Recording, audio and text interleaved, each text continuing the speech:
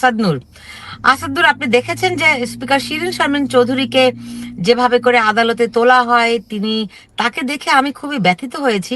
আমার খুবই কিউরিওসিটিও ছিল যে তিনি কোথায় আছেন। আমি নানানভাবে জানার চেষ্টাও করেছিলাম তিনি কোথায় আছেন সেটি, কিন্তু আহ, শেষ পর্যন্ত তো তাকে যেভাবে করে কালকে বের করা হলো এবং তার চেহারা দেখে আমি খুব আশ্চর্য হলাম যে তাকে কোথায় কি অবস্থায় রাখা হয়েছিল।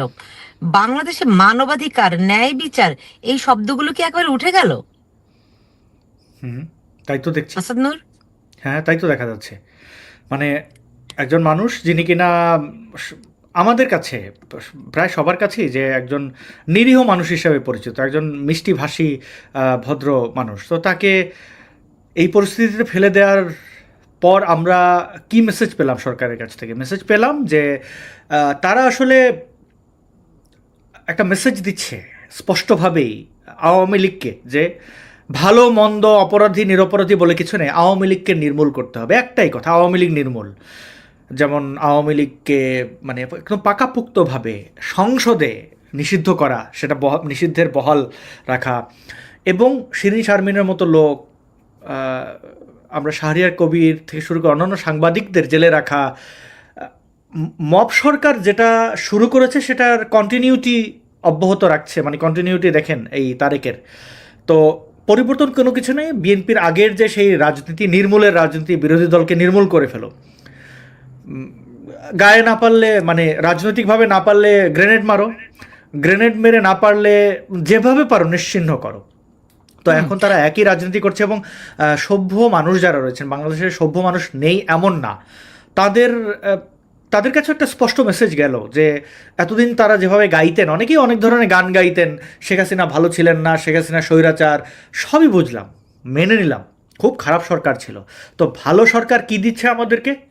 বেছে বেছে নিরপরাধ মানুষদেরকে হেনস্থা করছে। শিরিন শারমিন চৌধুরীর আদালতের সেই দৃশ্য দেখে, ভিডিও ফুটেজ দেখে আমি শুধু ভাবলাম যে তারেক রহমান, আপনার মাও তো অপরাধের দায় নিয়ে জেল খেটেছিলেন।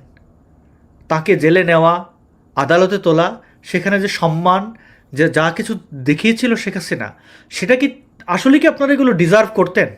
আমার তখন মনে হতো, যখন খালেদা জিয়া যদিও ছোটোখাটো চুরি, তাও তো চুরি, এতিমের টাকা লুটপাট, তো মনে হতো যে শেখ হাসিনা বোধহয় এটা প্রতিহিংসা করছেন।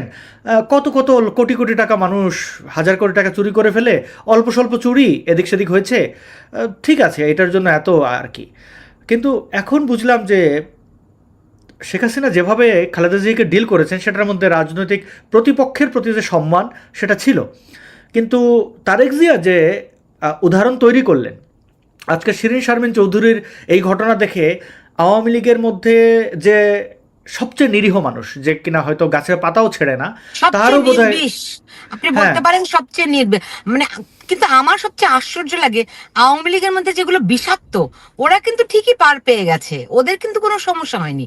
এরকম যেমন তৃণমূলের কর্মীরা ভুগছে, ঠিক তেমনি এরকম শিরিন শারমিনের মতো যারা নিরীহ, তারা অনেকেই মারাত্মক রকমের হয়রানির শিকার, তাদের কোথাও কোনো বিচার নেই। আপনি চিন্তা করে দেখুন, 20টা মাস তাকে কোথায় কি অবস্থায় রেখেছিল কেউ জানে না। এবং তাকে হঠাৎ করে বের করে এনে বলা হলো যে তিনি, তার বাসা থেকে আটক করা হয়েছে।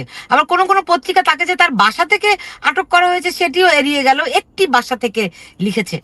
এই যে একটা ধান্দাবাজি, এই যে একটা তথ্য বিকৃত করার কৌশল গণমাধ্যমগুলো এখনো ফলো করছে, সবকিছু মিলিয়ে মানে কোথাও কি কোনো মানে পরিবর্তনের কোনো কিন্তু লক্ষণ তো নাই। বরং আমার ধারণা মানুষ আহ সহ্যের শেষ প্রান্তে চলে গেছে। যদিও এই সরকার এখনো তার হানিমুন পিরিয়ড পার করেনি, কিন্তু তার হানিমুন পিরিয়ডের এখনো বাকি আছে। কিন্তু যা নমুনা তারা এই 1.5 মাসে দেখিয়ে দিল, তো আমার ধারণা মানুষ নিশ্চয়ই বুঝতে পারছে। রাইট। দেখেন, সবচেয়ে নিরীহ যে কর্মীটা আওয়ামী লীগের, সেও কিন্তু আজকে একটা শপথ নিয়ে ফেলেছে। আমি ধানমন্ডির 32 ভাঙার সময় আগে পরে অনেক আওয়ামী লীগের নেতাকর্মী, তৃণমূলের অনেকের সাথে যোগাযোগ করে বুঝতে পেরেছি তাদের গায়ে রক্ত টকবক করছে। কিন্তু এই শিরিন শারমিনেরটা দেখার পরে আওয়ামী লীগের নেতাকর্মীরা বোধহয় একটা সিদ্ধান্ত নিয়ে ফেলেছেন, যাদের লাজ লজ্জা আছে। আর যেগুলো পালিয়ে গেছে, চোর বাটপারের কথা বললেন না, দেখেন, আগের সরকার ছিল চোর বাটপারের সরকার, মব ইউনুস। এখন বিএনপি তো একই, তো তারা তো চোর বাটপারদেরই সাহায্য করবে। আপনি দেখেন না, ওই যে যাকে নিয়ে এত বিতর্ক, এস আলম, সে বাংলাদেশে এখন ব্যবসা বাণিজ্য করতে পারবে। মানে চোর জানে কেমনে এক চোর আরেক চোরের সাহায্য করে, এক ডাকাত আরেক ডাকাতকে সাহায্য করে। আসাদ, খুব ইন্টারেস্টিং এই যে এস আলম যে বাংলাদেশে ব্যবসা বাণিজ্য করতে পারবে, সেই সূত্র ধরে আওয়ামী লীগের যে অংশটি এস আলমের সঙ্গে কানেক্টেড, তারাও কিন্তু জুড়ে গেছে এদের সঙ্গে। এরা এই সুবিধাবাদীগুলো তো আওয়ামী লীগকে গ্রাস করে নিয়েছিল। তবে শিরিন শারমিন চৌধুরীর সাথে যে অন্যায়টা হয়েছে, ধারাবাহিক অন্যায় আর কি, আগে গুপ্তভাবে আমাদের চোখের আড়ালে লুকিয়ে তাকে গুম করে রাখা তো চারটিখানি বিষয় না, এখন সেটা প্রকাশ্যে আনলো এবং এনে একটা বার্তা দিল বিএনপি, এবং এর ফলাফল তারা নিশ্চয়ই ভোগ করবে। তখনও আমরা তাকে দেখব। মানে এই দৃশ্য দেখার পরে আওয়ামী লীগ কর্তৃক যা কি এর চেয়ে আর কি খারাপ করবে, তো সেগুলোর তো জাস্টিফিকেশন দিয়ে দিল এই সরকার। এখন যদি আপনি আমাকে বলেন, যদি দেখেন ইউনূসের বাড়িঘর সবাই ভেঙে ফেলতেছে, কোনো লাজ লজ্জা আছে এমন কোনো ব্যক্তি যে বলতে পারবে যে এটা করো না? আর করলে আওয়ামী লীগের নেতাকর্মীরা মুখের উপরে জুতা মাইরে দেবে যে বেটা 32 ভাঙছিল তখন তুই কই আসিলি। তখন আমি কি মানে বুঝছেন জিনিসটা? শিরিন শারমিন চৌধুরীকে যেভাবে টেনে হিঁচড়ে গরমের মধ্যে, মানে কি একটা অবস্থা। তো এরকম যখন আরো, জি বলুন। তারেক জিয়ার মা বাবা হয়তো নাই, কিন্তু তার পরিবারের সদস্যরা তো আছে, বা তাদের রাজনৈতিক দলের মধ্যেও তো প্রবীণ নারীরা রয়েছেন, সম্মানিতরাও রয়েছেন, মানে ছ্যাঁচড়াগুলো তো আছেই। তো তাদের সাথে তখন যেটা হবে সেটার জবাব কি দেবো? কিছু করার নাই তো। তো তখনও আমাদেরকে এরকমই সমালোচনাই করতে হবে আর কি। দেশের মঙ্গল কিছু নাই মনে হয় দেশের না, ভাগ্যে। প্রতিহিংসা মঙ্গলের কিছু আমি দেখি না। তো এরকম একটা অবস্থা দেখুন, এই যে আপনার ইসে দেখলাম, মার্চে স্বাধীনতা দিবসে দেখলাম জামাতের এক নারীকে আটক করা হলো, হ্যাঁ, তার খুব ন্যায় বিচারে বিঘ্নিত হয়েছিল, কিন্তু শিরিন শারমিন চৌধুরীদের কোনো ন্যায় বিচার থাকবে না। না, তো এটা করে তো আওয়ামী লীগকে আরো বেশি প্রাসঙ্গিক করছে। তো এটাও কি মেটিকুলাস ডিজাইনের অংশ নাকি? না, দেখেন, কুচক্রীরা যখন তাদের চক্রান্ত আঁটে তখন তারা ভাবে এ আর কেউ টের পাবে না, তাদের দৃঢ় বিশ্বাস থাকে সফল হওয়ার, কিন্তু তারা পরাজিত হয়। এবং যখন পরাজিত হয় সেটা খুব নির্মম হয়। ওই যে আপনি ক্ষমতা থাকা অবস্থায় এদিক ওদিকে তাকাচ্ছেন না, ক্ষমতার দম্ভে যা ইচ্ছা তা করছেন, ন্যায় অন্যায় বলে কিছু না, আপনার সিদ্ধান্ত। যখন সিদ্ধান্তটা অন্যের হাতে চলে যায় তখন তার সিদ্ধান্ত হয়। তো এখন ধরেন শিরিন শারমিনের যেই আপনার শারীরিক কন্ডিশন, আমি যতটুকু খবর পেয়েছি উনি খুবই গুরুতর অসুস্থ। ওনাকে হয়তো ওনার অসুস্থতার জন্যই বাইরে আনা হয়েছে, কারণ তিনি গুম হয়েছেন বলে একটা কিন্তু মানে গুজব উঠেছিল বা একটা সন্দেহ প্রকাশ করা হয়েছিল। তিনি মাঝখানে যে ইউনূসের আমলে যেই যারা ক্যান্টনমেন্টে যারা আশ্রয় নিয়েছিল তাদের মধ্যে কারা তাদের হাতে তখনও ছিল, তারা কিন্তু যে তালিকাটা প্রকাশ করেছে সেই তালিকায় 4 নম্বরে ছিল শিরিন শারমিন চৌধুরীর নাম। কিন্তু পরে তারা আর কোনো আপডেট জানায়নি, কিছু না। এখন হঠাৎ করে বলছে যে তিনি বাসাতেই ছিলেন, অথচ আমি নিজে খবর নিয়েছি, তার বাসায় পাঠিয়েছি, এবং তারা জানিয়েছে ওখানকার যে তার বাসার যে ধানমন্ডির বাসার যে দারোয়ান, তিনি জানিয়েছে 5ই আগস্টের পরে ওই বাসায় আর কেউ নেই। তো এইটা দিয়ে সরকার আসলে মেটিকুলাস ডিজাইনের কোন অংশটা কমপ্লিট করতে চাচ্ছে? তাদের কবর রচনা করছে, এক কথায় বলবো। আমরা যে হয়তো কেউ দেশে আছি, দেশে বাইরে আছি, কেউ বুঝি না, কিন্তু আমাদেরকে নির্বোধ মনে করাটা তারেকের সরকার, ইউনূসের সরকারের ঠিক হলো না। দেখেন, আজকে আমরা জানতে পারছি তেল কিনতে পারবে না, ইউএসএ পাত্তাই দিচ্ছে না আমাদেরকে, মানে রাশিয়া থেকে তেল কেনা। আমার বাবা মা আমার নাই, আমার বউ আমার নাই, আমার জমি আমার নাই, অন্যের হয়ে গেল। তো এই চেষ্টা পাকিস্তানিরা করেছে না, পারেনি, সমূলে উৎখাত হয়েছে। ইউএসএ এসে কোনো এখানে এই বাংলাদেশের মানুষের সাথে আসলে এই ধরনের প্যাঁচ ঘ্যাচ, এই ধরনের অসভ্যতা, এটা খুব বেশি, আমরা অত জাতি হিসেবে অত ভালো না সেটা ঠিক, কিন্তু এত খারাপও না। ফলে আমাদের উপরে এই চাপিয়ে দেওয়াটা আমার মনে হয় এটা বুমেরাং হবে। এই মাটি কখনো এই জিনিসগুলো সহ্য করে না। যে রাজনীতিবিদরা এটা অবজ্ঞা করেছে তাদের অবস্থা খারাপ হয়েছে। আপনি আওয়ামী লীগের অবস্থা দেখেন না, বাস্তবতা, এই বাস্তবতার জন্য আওয়ামী লীগও তো দায়ী। তারা মানুষের কাছ থেকে বিচ্ছিন্ন হয়ে গেছিল। তারা ক্ষমতা, পুলিশ, আমলা এগুলোর উপরে নির্ভর করে, আর অসৎ সকল রাজনীতিবিদরা সামনে ছিল।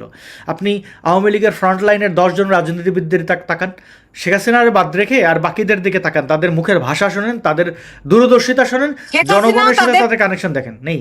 শেখ হাসিনাও তাদের হাতে জিম্মি ছিল, এই চক্রের হাতে। হুম। সো এই চক্র, এই যে দুর্নীতিবাজ গোষ্ঠী, তারা তো সব দলেই আছে এবং তাদের সঙ্গে কিন্তু আবার ভালো আতাত আছে এবং তারাও কিন্তু এই মেটিকুলাস ডিজাইনের পার্ট। ফলে বাংলাদেশের মানুষের ভাবতে হবে, তারা এই যে মানে একটা জ্বলন্ত উনুন থেকে কি জ্বলন্ত আগুন কি উনুন থেকে ফুটন্ত করাইয়ে এরকমই বারবার হতে থাকবে, নাকি তাদেরকে একটা সিদ্ধান্ত নিতে হবে তারা কিরকম বাংলাদেশ চায়।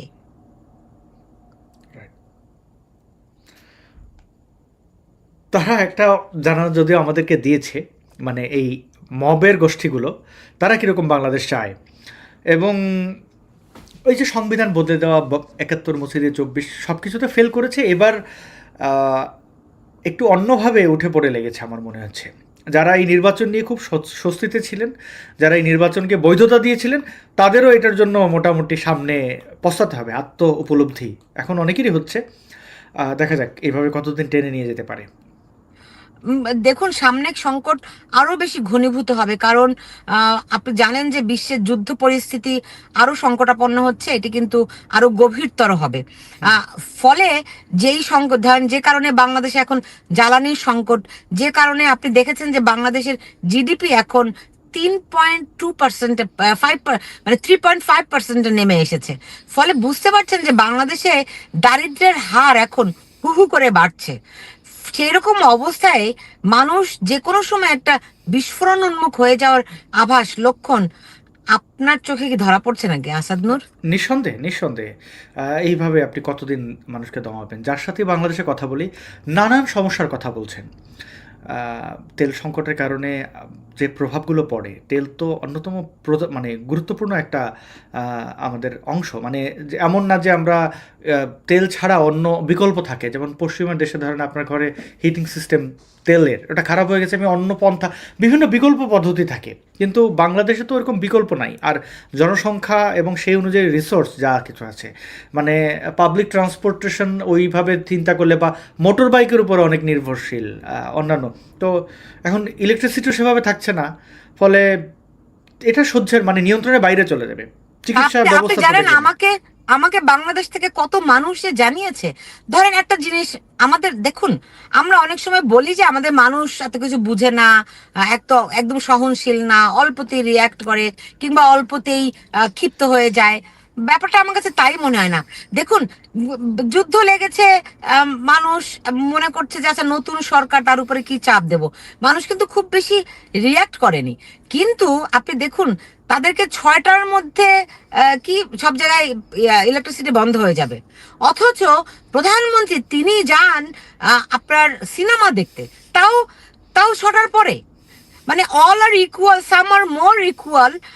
এইটা একদম এইভাবে, যেখানে মানুষের টেবিলে খাবার নেই, বাসায় ইলেকট্রিসিটি নেই, অন্ধকার ঘর, বাচ্চাদের পড়ালেখা নাই, পড়ালেখা অনলাইন করে দিয়েছে কিন্তু ইলেকট্রিসিটি দিতে পারছে না, সেইখানে প্রধানমন্ত্রী মেয়ের সঙ্গে সিনেমা দেখে বের হন হাসতে হাসতে।